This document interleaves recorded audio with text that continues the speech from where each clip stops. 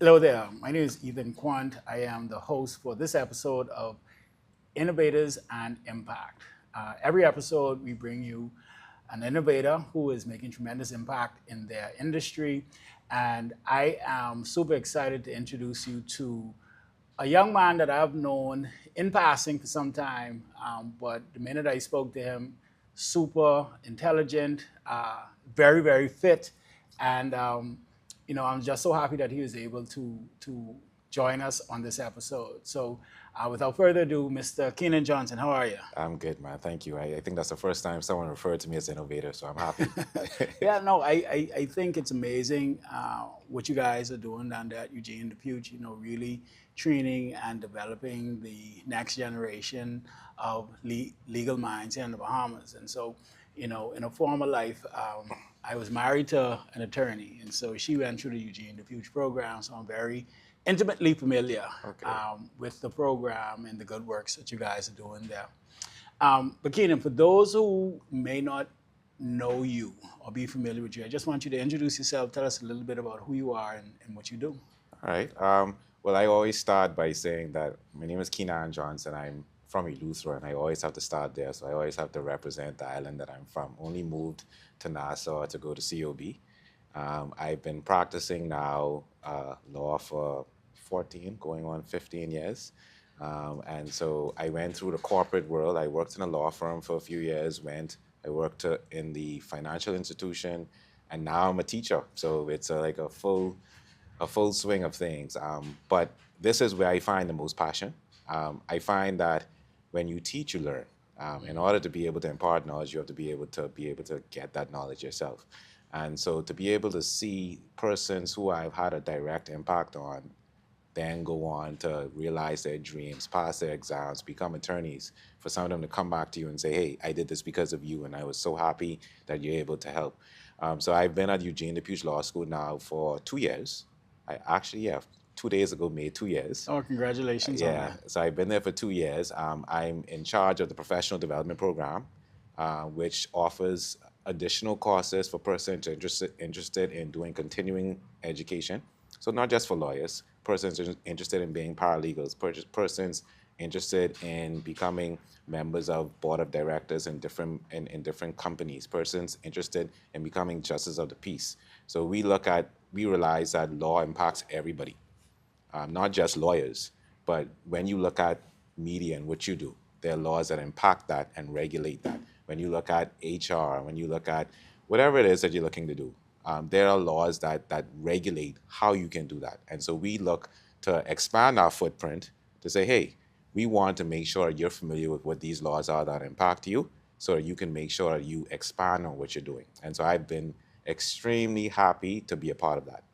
Awesome, man. So now, as a young man, growing up in Eleuthera, like what about the legal profession attracted you to it initially, or was it always the goal or the dream to become an attorney? Um, I don't know if it was always a dream. I think I had the dream of every young man in the Bahamas. You know, you want to be a professional basketball player, a professional baseball player.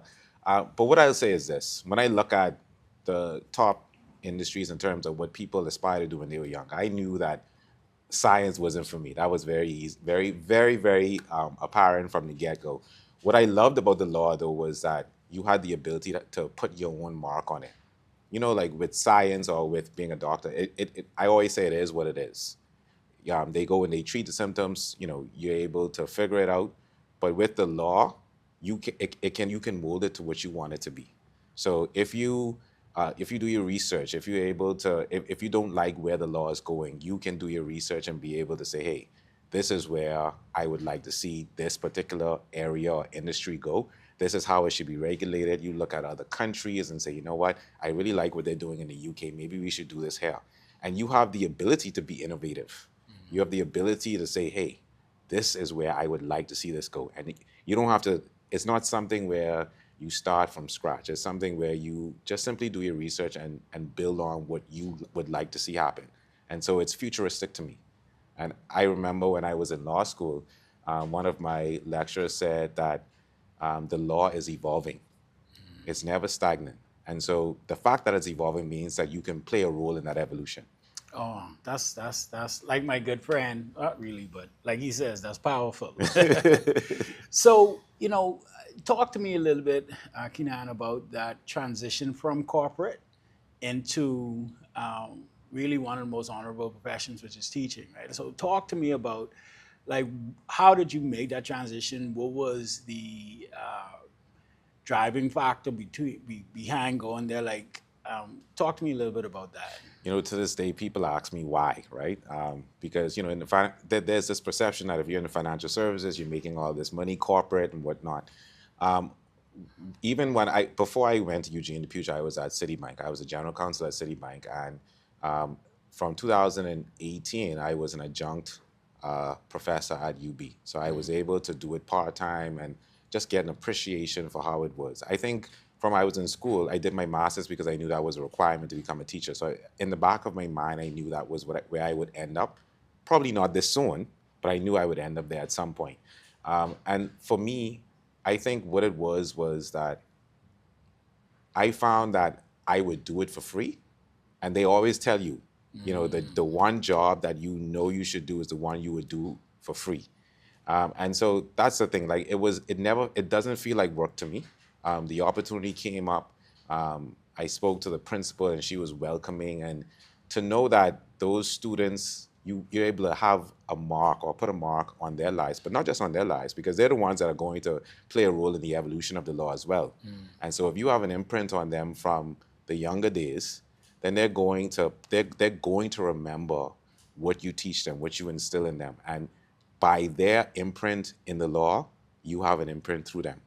And so that's something that I cherish. Being able to break things down as simple as possible for people. What I've learned in my 14 years of practice is that you go through law school, you learn all of these things, and after a while, you start to think that what you know is what you think the average person knows. And so after a while, you realize that the average person don't know certain things, but they should, and you have the ability to make sure that they do know those things. And I just enjoy being able to break things down for people to get them to understand and feel like um, I'm having an impact on their lives. And what I love about what I do, I don't just teach in terms of the students. The Eugene Dupuch Law School also has a legal aid clinic. And what we do is we provide access to legal services for those who can't afford to go to an ordinary law firm. And so for those who are just a layman person who may not have the financial resources, they can come to us, they can get legal advice. So if you have persons who are interested in starting a business, who wants to prepare a contract or do a nonprofit organization, I can walk them through that process, make it simple for them, help them to realize their dreams. Now, you as an attorney, right? I find that the industry, or let me rephrase that, the common man has a perception of attorneys, right? These guys bill hundreds and thousands of dollars per hour, and all you're doing is writing on a paper or making a call. What has been, especially through your work with the legal clinic, what has been your experience with, I guess, addressing some of the misconceptions that the common man has with attorneys? So what we try to do is, and this is one of those exercises that I thoroughly enjoy, right? This is where media and law meets, and it has a wonderful relationship because you have to be able to get information out there. If you don't get the information out there, there will be misconceptions, especially in the days of social media, WhatsApp, where things go viral very quickly. And so you have to use that for positive purposes. And so I'm not going to sit there and say that you don't have lawyers who make a whole lot of money and don't do what they're supposed to do, but that's in the minority. And sometimes they get, it only takes one spoiled apple to ruin the whole bunch, and that's usually what it is. But generally speaking, you have attorneys who they work really hard to do what they have to do. You have attorneys who are in law firms.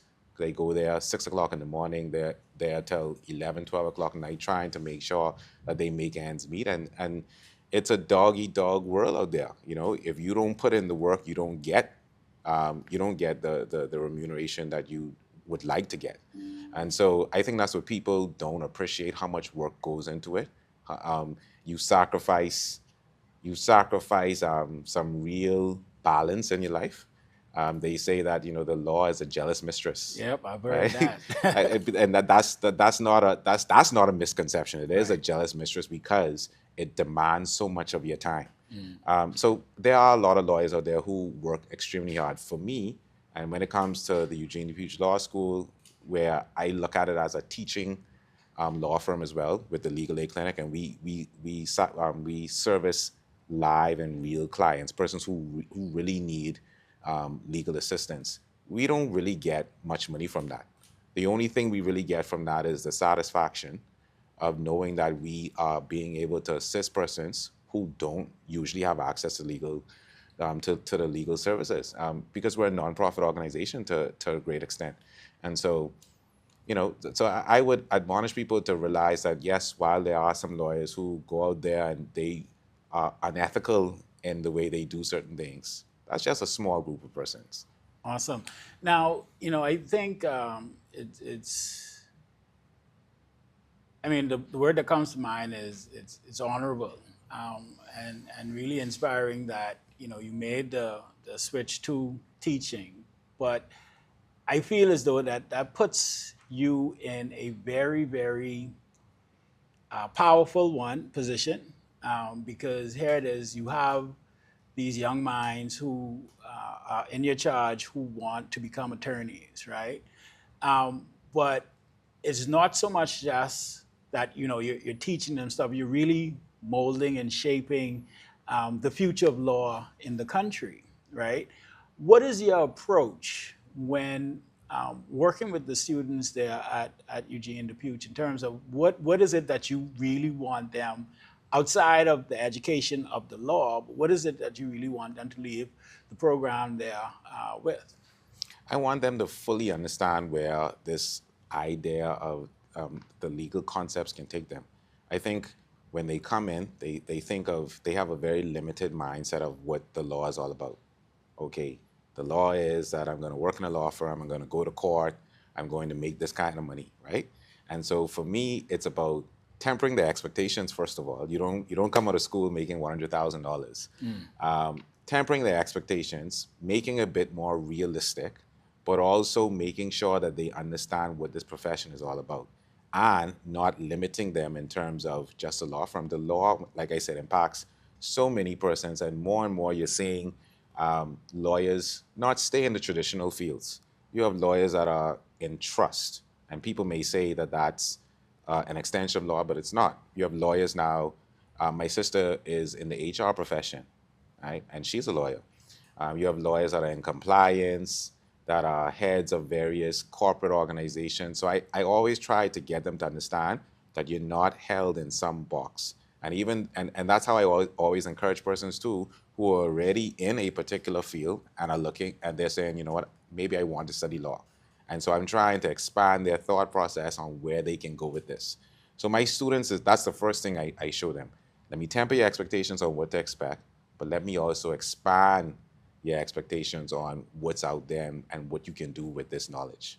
Awesome. Yeah, I mean that's something that I was, like I said in the intro, my ex-wife is actually an attorney, but I know from when she was at COB and she went to University of Nottingham, and then she came back, did Eugene Dupuch. So I was really together through that entire ride, but it was only because of my intimate knowledge of what she was doing. How vast and diverse law is, right? I mean, like you said, you could be trust, you could be in trust, you could get into compliance. I know real estate law, family law, criminal law, like there are so many different Yeah. avenues. So when a student gains that appreciation, right, that really becoming a lawyer doesn't just mean that you have to go to the traditional law firm and necessarily even go to court, right? Um, do you guys provide any guidance based on maybe their natural area of interest as to what area of the law Yeah, they should pursue? definitely. And most persons that they understand that they can go to court and they can work in law firms. So the first thing I tend to speak to them about is the fact that in my 14 years, I've only been to court maybe Less than 5 times, Wow. right? So, Well, I've been to court more times than you, and I ain't a lawyer. so I'm not a litigator. I don't go to court. And so what we do is we have clinics, right? Some so specialized clinics where we focus on specific areas at the Eugene Dupuch Law School and say, look, if you're interested in commercial and financial services, then come into this clinic and we'll teach you a little bit more about that. If you're interested in human rights, if you're interested in criminal law, we have those specialist clinics that'll help you to learn a little bit more about that. And you actually work on real cases in those clinics. And so you get to really see the practical side of it. They also do, a part of our course is a 10-week internship, which happens from first year into second year for through the summer. And so they get to really get that exposure as well. And so I always sit down with them and we try to do professional development. We bring persons in so that they can listen to the experts in various areas so that they can understand, hey, this is what the law can offer you. Now, what interests you? And we have those one-on-one conversations where persons may say, listen, I love the thrill of going to court. And so we know some persons may say, hey, I don't ever want to see court a day in my life. I don't want to stand up. And so we know that they may be the type of, I call them document lawyers, where they sit down and behind a desk and they draft. But I try to get them to understand that that's something that's needed. And that's something that is also, that's a niche. And so we expose them to all of the areas, and then let them decide. And a lot of times the average person doesn't appreciate that when you go to law school, you don't learn a specific type of law. So you don't come out of law school being a criminal lawyer or being a real estate lawyer. You come out being a lawyer. And your specialty isn't until you go and you have your first year, and whatever you start to practice and you develop that practical experience in, then you develop a niche. But you don't actually go to school to be a specific type of lawyer. And so sometimes people call me, for example, and they say, man, you're a lawyer, man. My cousin in jail, I need you to go and help them. And I'm like, man, I don't have that kind of experience. Right. I could, but it's about getting you to appreciate too that, you can't be a jack of all trades. Find your niche, focus on your niche, and, you don't take everything on. Interesting.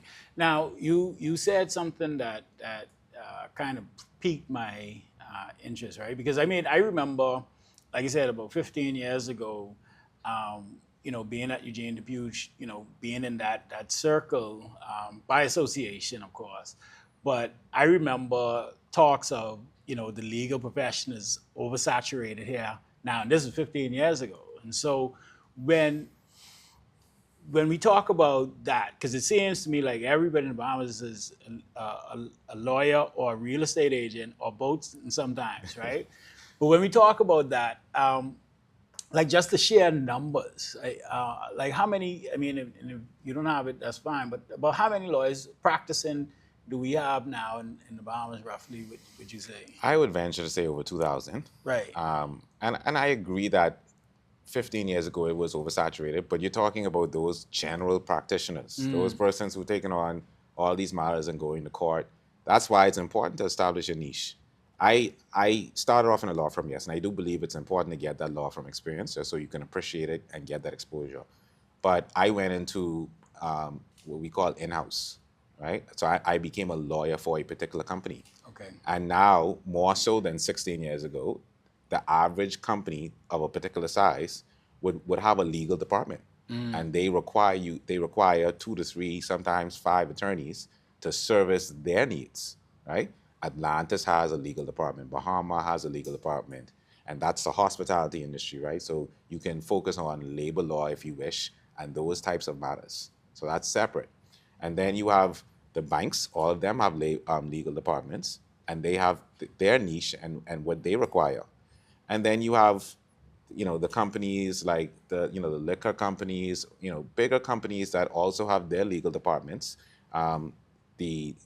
Even when you think about government, Right. some people only think about the Office of the Attorney General, but you also have the Ministry of Tourism that has their legal department and other ministries that require legal consultation based on what they do. And so there's so much more now that requires legal advice, legal interpretation, legal consultation. And so even though there's an increase in lawyers, there's an increase in the need. So the question is, are you going to meet that need? And are you going to get the level of expertise so that you can become good at whatever that need is? Now you said something because all the companies you call are big companies, right? Now, anybody that knows me knows I have a passion for business and entrepreneurship, right? And even throughout my own entrepreneurial journey, I had the benefit because I know certain people or I know people who are attorneys who I have personal relationships with. I would go and hey, how's this? Help me draft this. But at what point, speaking primarily to entrepreneurs and small business owners, like at what point should they be engaging an attorney? If, of course, the size of the business doesn't warrant having somebody on staff, is it something that they should look at getting a firm or establishing a relationship with a particular attorney to handle their legal affairs? Like, talk to me about that. Like, what would be, I guess, advice for entrepreneurs? Do I even need an attorney with ChatGPT and Google and stuff now? Do I need an attorney in this day and age? Well, you definitely need an attorney, right? Because when it comes to technology, technology will provide you information at your fingertips. But if you don't know what to do with that information, you don't know how to assess that information. And that's what I love about artificial intelligence. Artificial intelligence will give you the information, but they're not going to tell you how to use that information for your purposes. We haven't gotten, I don't know if that's going to happen in the next 10 years or so, but you still need someone to analyze, and you still need someone to tell you how best to use that information. And even if, for example, if you were to go into a ChatGPT now and say, please prepare this legal agreement for me, right? They may give you a template, and then they're going to put that disclaimer at the end to say it needs to be tailored to your jurisdiction, or please consult a lawyer in your jurisdiction to ensure that there are no conflicts. So you still need someone to be able to tell you what to do. Now, that may help in terms of what legal fees you have to pay, because now you're just seeking some advice and some guidance, Right. as opposed to having to start from scratch. But what I would say is you have to look at your own needs in terms of what your financial resources are. I assist through various organizations. So if you look at Access Accelerator, for example, who helps small and medium-sized businesses, they tend to host various symposiums and so on and so forth, where you can get access to legal advice as well, free of charge. UB Ignite, which is in Grand Bahama, they offer similar programs where Eugene Dupuch Law School actually partners with them to offer free legal advice to persons who are just starting businesses, where we talk about the type of documentation that you need, whether you should incorporate a company for your business, how to go about getting a business license, what to really contemplate when you start these relationships with third-party vendors and you start to expand. How is it going to look when you bring employees on? What do you do with NIB? Those are the types of conversations we have one-on-one with them. And so I'd say there are resources out there. And you can also come to the legal aid clinic where your means may not allow for you to go to a firm or bring in an attorney and get the level of consultation and say, hey, we've had persons that say, hey, I have an apartment that I'd like to put on rent, and I really would like an agreement that contemplates this, that, and the next thing. I put something together, and I would like for you to review it. And that would be at a nominal cost, and you have an expert that would sit with you and say, hey, okay, well, if you're looking to do this, that, and the next thing, this is what you should include, this is what you should add, you should probably take this out. And that's not going to cost you what it would cost to go to a law firm. So you have options out there, and I think we need to do a better job maybe at making sure that people are aware of what those options are. But certainly this is why I'm always excited to have these conversations so people know that the options are indeed out there. Awesome. Now, at Lifestyles, we specialize in pretty much communication, right? Like communication by way of digital media, right? Video content is our primary medium that we use for our clients. And I'm interested to hear, because you talk about the evolution of the law. I know that law is steeped in tradition, especially here. The question that comes to mind immediately is, how are we utilizing the different platforms, or what is, maybe this is something that you talk to your students with, or even your colleagues. How do you utilize the different platforms to get that information out there? I mean, we had a joke, a laugh the other day that, most of my team members, head lifestyles are under 30, and none of them have cable TV, right? None of them have ZNS. So I say, well, where do you get your news from?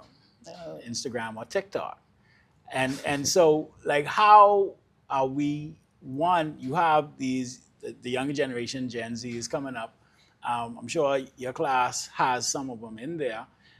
How are you, or how are they now being prepared to navigate um, media and the profession, since the legal profession is so steeped in tradition in that regard? Yeah, it is steeped in tradition, and that kind of segues into the whole concept of what is allowed in the legal industry in terms of being able to be out there on media platforms and so on and so forth. Because I know that we have a lot of restrictions as it relates to advertising and so on and so forth. Our laws, the Legal Profession Act, um, it restricts or it prohibits unregulated competitive advertising. That's how they say it in the law. Unregulated So competitive now say that in advertising. layman's terms, now, not legal thing, because that's a little complicated Yeah, for so me. all it means is that I can't go out there and say, hey, I'm an employment lawyer, come to me for these services, right? Like how they do in the States. Yes, but interestingly enough, it's restricted in the States too, but I'll get to that in a second. So what law firms, I think, some law firms tend to think that any sort of publicizing is advertising. And I don't agree with that. I mean, a simple PSA, a public service announcement is publicizing. That's not necessarily advertising anything, it's just providing information, right? And so what you've seen law firms tend to do now is they try to work within the ambit of the law that says that I can't go out there and directly compete. I can't advertise anything that shows I'm directly competing with any of my colleagues. So I can't promote my business to say, hey, come to us, we're the best firm. But what I can do is still put myself out there. So let's say that I was in a law firm. If I worked in a law firm and I came on this podcast with you and I said, hey, my name is Keenan Johnson, I work for this particular law firm.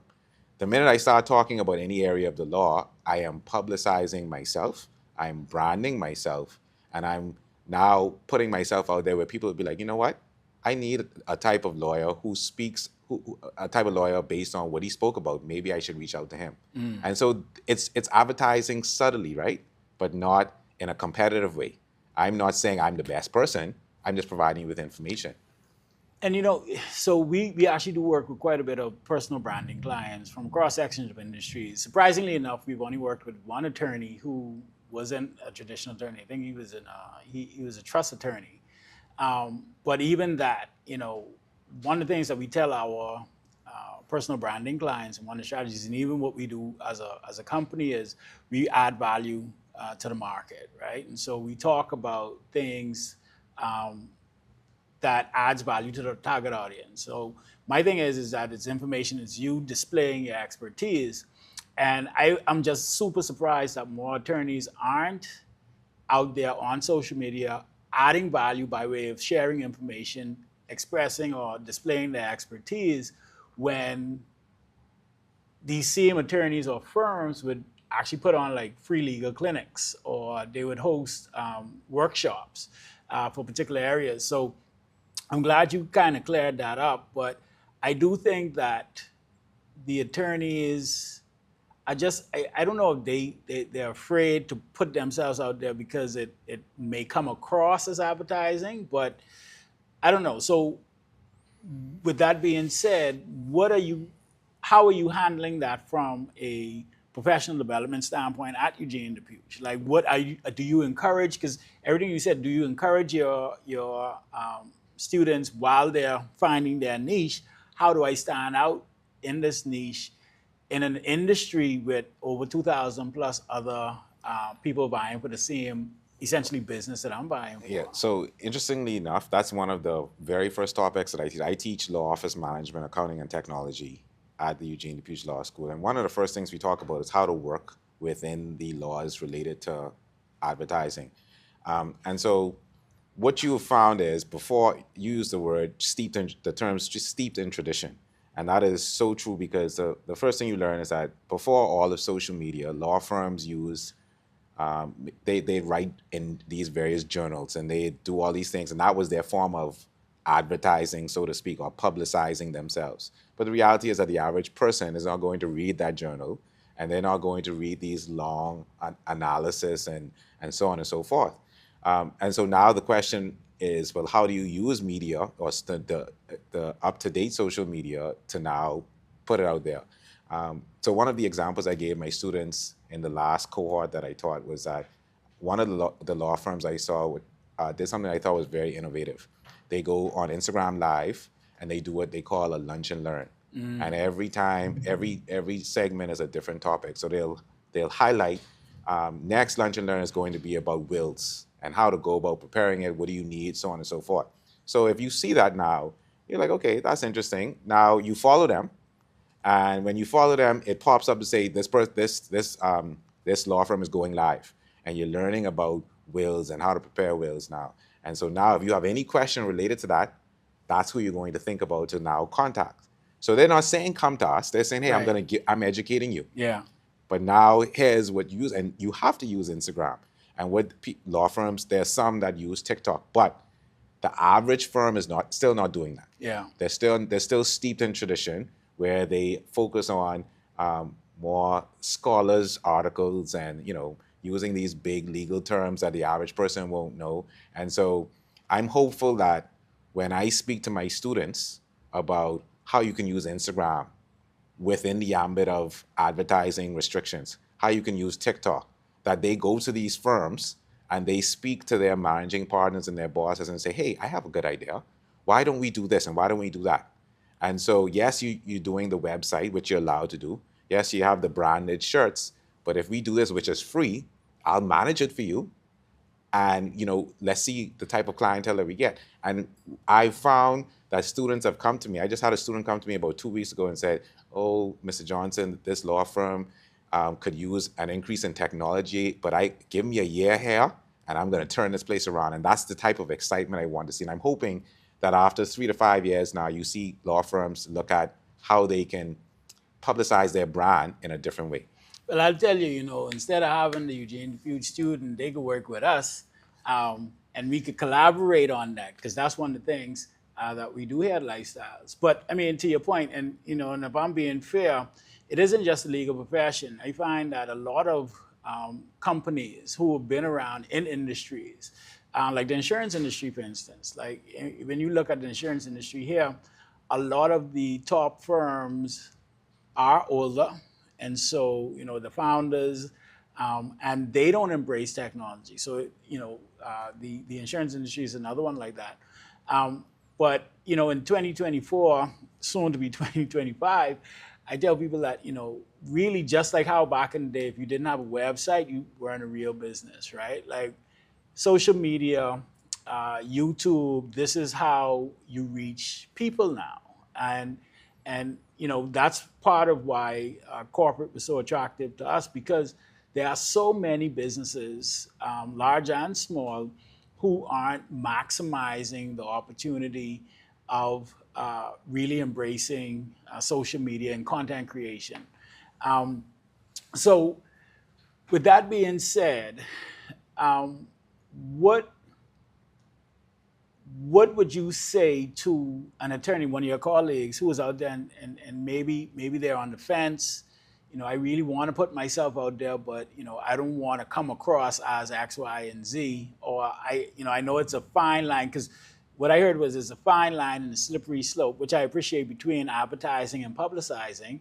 But what advice would you give to an attorney, or even a firm out there who understands the need to publicize and get active and create content, but are hesitant for whatever reason for this fear of being seen as openly advertising? It is a fine line, I agree. But you always have to ask yourself your question, right? What is the primary focus or purpose of what you're doing?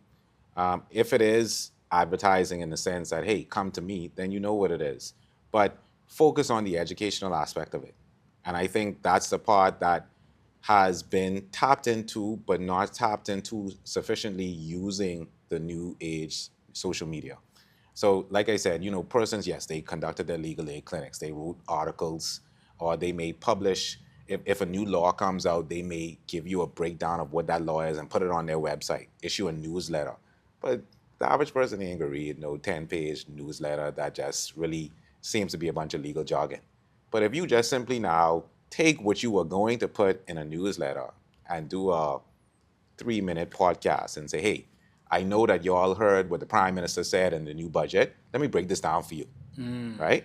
And if they come and they use this same forum to do that, because you hear me speak about, the fact that my students would go in and try to do it. But here's the thing: eventually, those law firms are going to realize that I can't have someone who needs to put in billable hours doing this stuff, right? I need to now outsource it. I rather pay someone $5,000 to do this than for you to take 10 hours to do it when you could be charging or billing someone 10 hours for work. Yeah. And so that's where we need to evolve to. You need to put yourself out there and simply take what you already have been doing it and incorporate social media to do it in a different way. Yeah. So I'm not saying put yourself out there in a different way.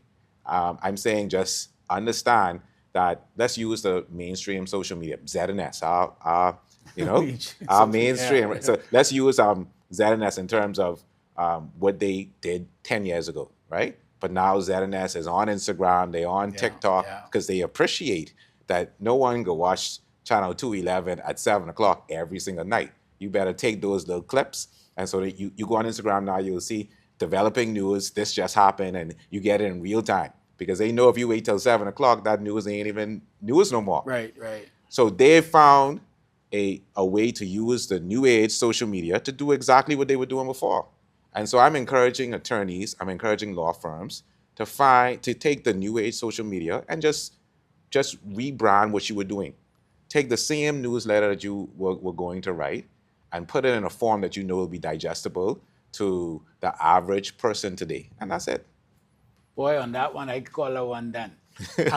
But no, Keenan, thank you so much, man. I do appreciate you taking the time out.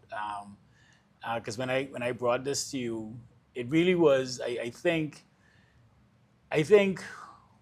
like our mission here at Lifestyles is really to improve the quality of life for people all around the world by getting them information that adds value to their everyday, right? And I just know how important the legal profession is here and around the world, but especially Bahamians, and people just don't know.